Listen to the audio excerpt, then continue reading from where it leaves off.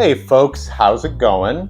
So this was certainly an interesting episode of Doctor Who. I think I'd describe it as a mixed bag for me personally. There were some elements that I really liked, and some elements that just didn't quite grab me. Let's start with something I did like a lot, which was the casting of Alan Cumming as Mr. Ring-a-Ding. Don't make me laugh! The voice that he creates for this character sounds absolutely nothing like the Scottish actor, and exactly like what a 1950s American cartoon character / evil demigod would sound like. The switching between his more standard 1950s showman cartoon voice and the more twisted, sinister, psychotic god voice was subtle but well done, and he dances playfully between the two vocal styles every few lines. I am the last thing you see before you fall into the abyss.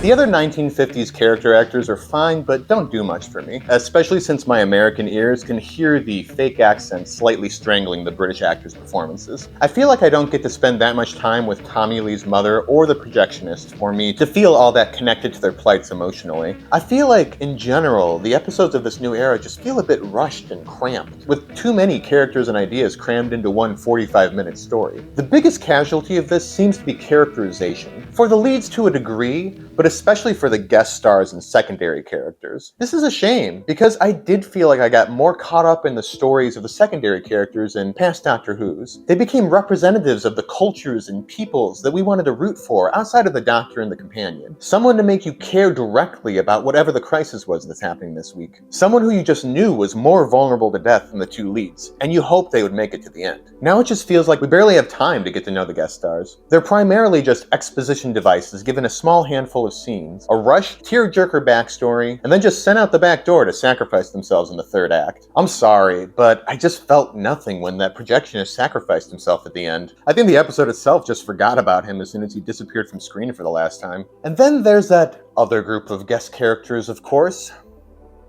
What do I think about them? God, you're so annoying. Lots of people say that.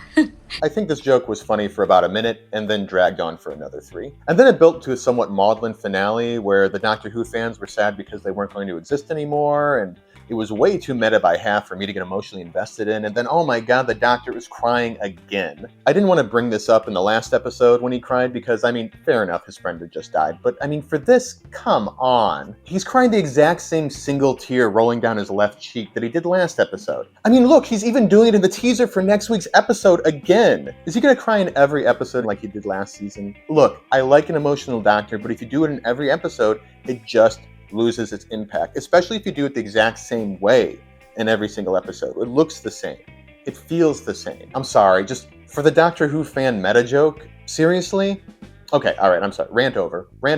Anyways, moving on. I thought the convo about Blink being everyone's favorite was funny. After that, I think they should have dipped to go do something more fun in this imaginary film world. Let's move on to the production and effects now. The main event of this episode was obviously the living cartoon, aka Mr. Ring-a-Ding, aka Lux. On this front, overall I think they did a fantastic job of bringing this cartoon character to life in the real world, Roger Rabbit style. The compositing is very well done, and the combination of 2D frame animation, rubber hose animation, and 3D animation worked incredibly well. As for the character design itself, I totally dig it. It's an authentic looking distillation of the art style from the time period, playing off the traditional elements of characters such as Felix the Cat, Mickey Mouse, or Bugs Bunny. It's also very reminiscent of Max Fleischer, and they even pay homage to his most famous creation, Betty Boop. It reminds me a bit of Cuphead as well, itself a painstakingly accurate visual homage to the cartoon art styles of yesteryear. I like his gags, but I do wish he'd done a few more cartoonish things during the course of this episode, like trying to smash them with mallets or drop anvils on their heads or something like that. He looked really cool,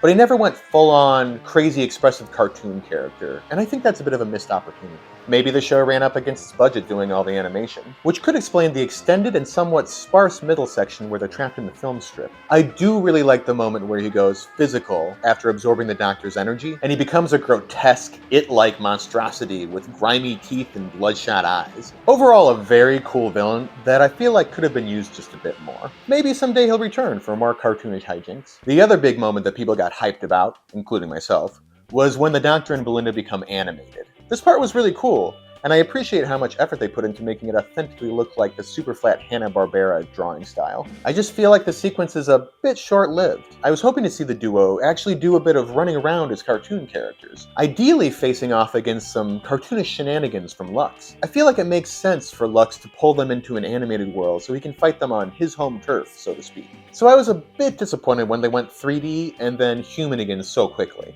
Great animation while it lasted, though. I also appreciated the actors' exaggerated vocal performances once they transformed. The whole sharing each other's trauma to increase depth was a funny pun that I found mildly amusing. But it also felt like a bit of a shortcut to get the Doctor and Belinda to know each other better more quickly because of the shortened nature of the season, rather than having these getting to know you moments come about more naturally over the course of the series. The sequence of the Doctor and Belinda breaking the frame in multiple ways was a fun way to play with the concept of being literally trapped in a film strip. When they slowly walked directly towards the screen while staring at me, it was effectively disconcerting. And then when they literally broke the fourth wall, aka pushing the glass of the screen forward and breaking it, that was a clever moment. It's just too bad that the scene that followed didn't continue the excitement for me. Now let's talk about the story itself. I like the central premise and the villain of this story. The idea of a being made of light is interesting, and having him possess a cartoon character and take over a movie theater is appropriately spooky and fun. The 1950s, during the golden age of American animation, is the perfect setting for this type of story. The Doctor and Belinda's outfits are fire, no denying it. They both look incredibly cute and charming and just make the episode that much more fun to watch. I think the way the Doctor manipulates Belinda into investigating the mystery is interesting. It seems innocent enough, like a friend tempting another friend to do something fun and just a bit dangerous. But the reality is the Doctor is tempting someone who explicitly said they don't want to go on adventures with him because he's dangerous, into participating in his adventure anyway, while knowing full well that his adventures are often dangerous to the point of being deadly.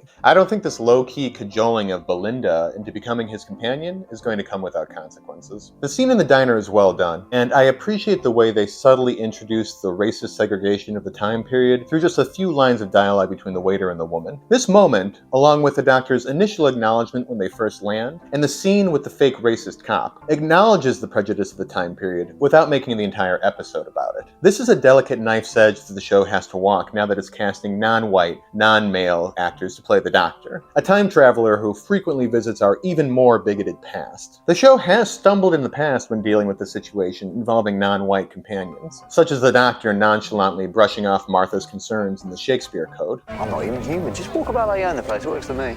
But I do feel like they've handled the issue with a bit more nuance and care in this current era, so I do appreciate that. Okay, so now that we're getting into the meat of the story, I feel like I need to address an issue that I think has just become the norm in the current era of Doctor Who. The story just feels a bit scattershot. We jump from one sequence to the next, but don't feel much forward momentum plot or theme-wise. I feel like the middle section really drags once they become human again, and doesn't really pick up again until they escape from the film strip and start facing off against the main villain. The story also feels a bit both cramped and empty. There are very few characters, and it takes place at night, primarily just inside that one theater space, or in the diner, or on the empty street for a couple of scenes. Even the reality-hopping sequence in the middle dropped them into a very ordinary living room, and then the same theater set once again. So yeah, the episode feels a bit sparse in its settings. To a certain degree, this is understandable, as I think this episode definitely stretched its budget by including all the expensive and time-consuming hand-drawn animation. They probably had more ambitious plans for the middle section, but had to swap to live-action scenes to fill the time when those more ambitious animated sequences couldn't be realized. Still, in an era increasingly clogged with AI slop, it's still refreshing and exciting to see such well-done traditional hand-drawn animation. The animation that does make it to the screen,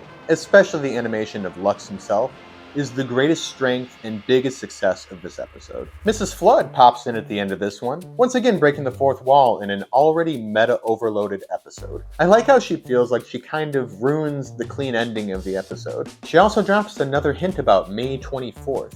I'm assuming she's the cause of Earth's destruction on that day. The Doctor also calls the group of gods that Lux is a part of the cause of chaos. This lends further credence to my theory that Mrs. Flood is in fact the Black Guardian, aka the Guardian of Chaos. Chaos shall break upon the universe. On the other hand, she's clearly popping around through time and space, which I assume the Black Guardian could do, but it's also still making me think of TARDIS, which makes me think the Ronnie. Yeah, I'm still on that Ronnie train a little bit. I probably will be all the way up until they do the real villain reveal at the end of the season. I like the Ronnie. Still seems plausible, what can I say? Anyways, overall, I thought this was a decent episode that had some really cool animation, a great central villain, and some fun outfits for the leads to wear. But it sagged under the weight of scattershot storytelling and thin characterization of the guest characters. I give this episode a C+.